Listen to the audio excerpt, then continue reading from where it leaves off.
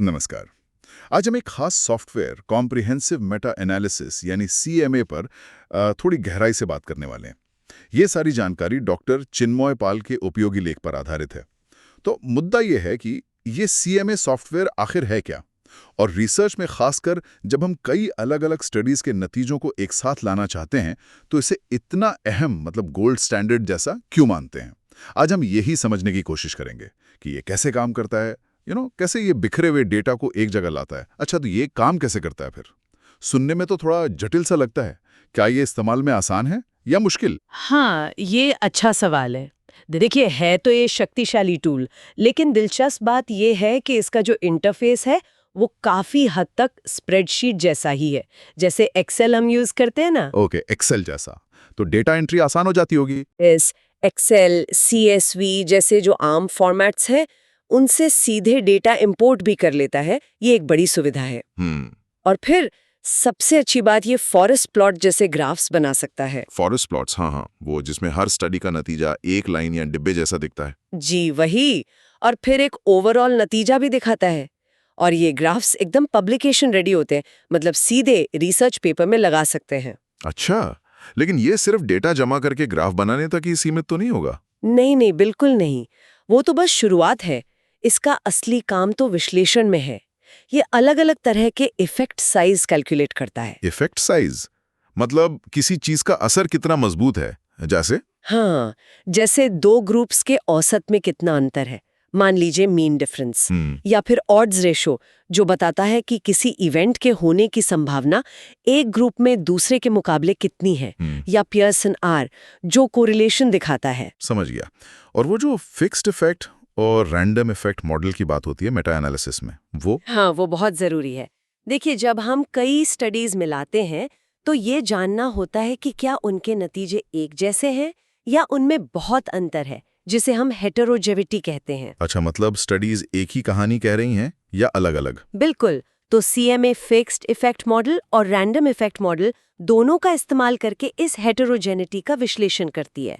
इसके लिए वो क्यू स्टैटिस्टिक और खासकर आई स्क्वायर जैसे आंकड़े इस्तेमाल करती है। आई स्क्वायर, वो क्या बताता है? आई स्क्वायर हमें प्रतिशत में बताता है कि नतीजों में जो कुल भिन्नता दिख रही है उसका कितना हिस्सा स्टडीज के बीच वास्तविक अंतर की वजह से है, ना कि सिर्फ चांस की वजह से। ये जानना जरूरी है क्योंकि अगर स्टडीज बहुत अलग-अलग नतीजे दे रही हैं, बिल्कुल, तो उनका सिर्फ एक औसत निकाल देना शायद सही ना हो। सही पकड़ा, वो भ्रामक हो सकता है। तो हेटेरोजेनिटी को समझना और रिपोर्ट करना बहुत जरूरी है। ये तो है। अच्छा, एक और चिंता रहती है रिसर्च में, वो पब्लिकेशन बायस वाली, कि जो स्टडीज नकारात्मक या कोई असर नहीं वाले नतीजे दिखाती हैं वो छपती ही नहीं। क्या सीएमएस में कुछ मदद करता है? हाँ, ये एक बहुत बड़ी चुनौती है मेटा एनालिसिस में, और सीएमए इसमें मदद करता है। इसमें फनल प्लॉट्स बनाने का ऑप्शन है। Funnel plots? हाँ, और एगर टेस्ट जैसे सांख्यिकीय टेस्ट भी हैं। ये टूल्स ये पहचानने में मदद करते हैं कि कहीं छोटे स्टडीज के अप्रिय नतीजे गायब तो नहीं है। इससे हमें अपने ओवरऑल नतीजे की विश्वसनीयता का बेहतर अंदाजा लगता है। वाह, ये तो काफी व्यापक है।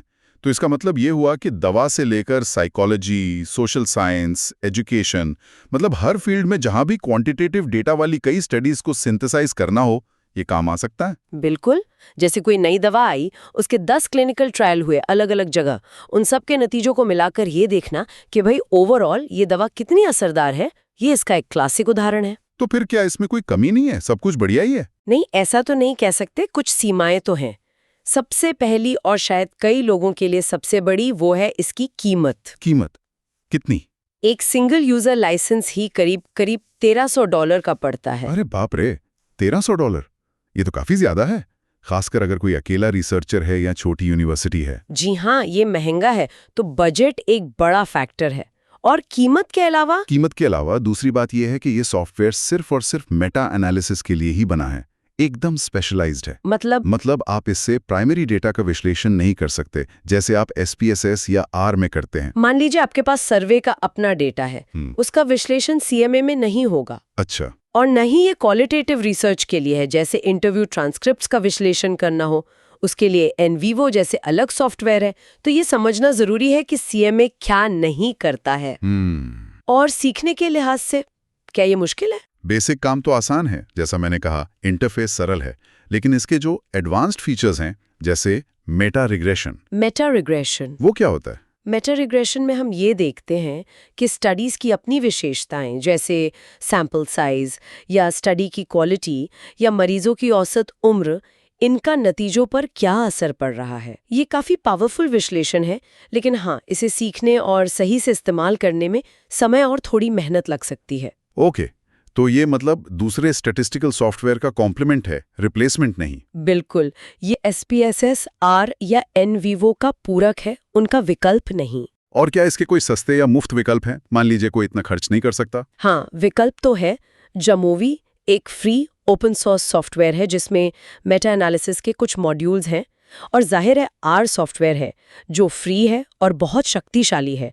उसमें मेटाफॉर जैसे कई पैकेजेस हैं मेटा एनालिसिस के लिए। लेकिन आर में आपको कोडिंग करनी पड़ती है, जो हर किसी के लिए आसान नहीं होता।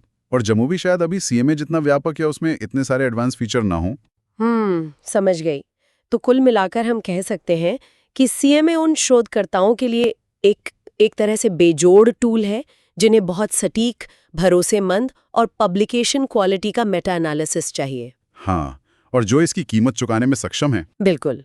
सटीकता, फीचर्स की गहराई और इस्तेमाल में आसानी, खासकर जिन्हें कोडिंग नहीं आती, ये इसकी बड़ी ताकत है। सही कहा। तो ये थी हमारी पड़ताल CMA सॉफ्टवेयर पर। और अब, जैसा कि हम हमेशा करते हैं, जाते जाते एक सवाल आपके सोचने के लिए छोड़ जाते हैं। जरूर। सवाल ये है, जब रिसर्च सिंथेसिस के लिए CMA जैसे शक्तिशाली लेकिन महंगे विशेष उपकरणों पर हमारी निर्भरता बढ़ती है, तो इसका रिसर्च की दिशा पर क्या असर पड़ता है, और ज्ञान तक आम लोगों या कम संसाधनों वाले शोधकर्ताओं की पहुंच पर क्या असर पड़ता है? हाँ, ये सोचने वाली बात है, खासकर तब जब जिमोवी या R जैसे मुफ्त ओपन सोर्स विकल्प भी मौजूद हैं। क्या विशेष फीचर्स और कथित सटीकता के लिए जो कीमत हम चुका रहे हैं वो हमेशा जायज़ है? इस पर विचार कीजिए। और अधिक जानकारी के लिए आप metaanalysis.com वेबसाइट देख सकते हैं या माइकल बोरेनस्टीन की मेटा एनालिसिस पर किताब पढ़ सकते हैं।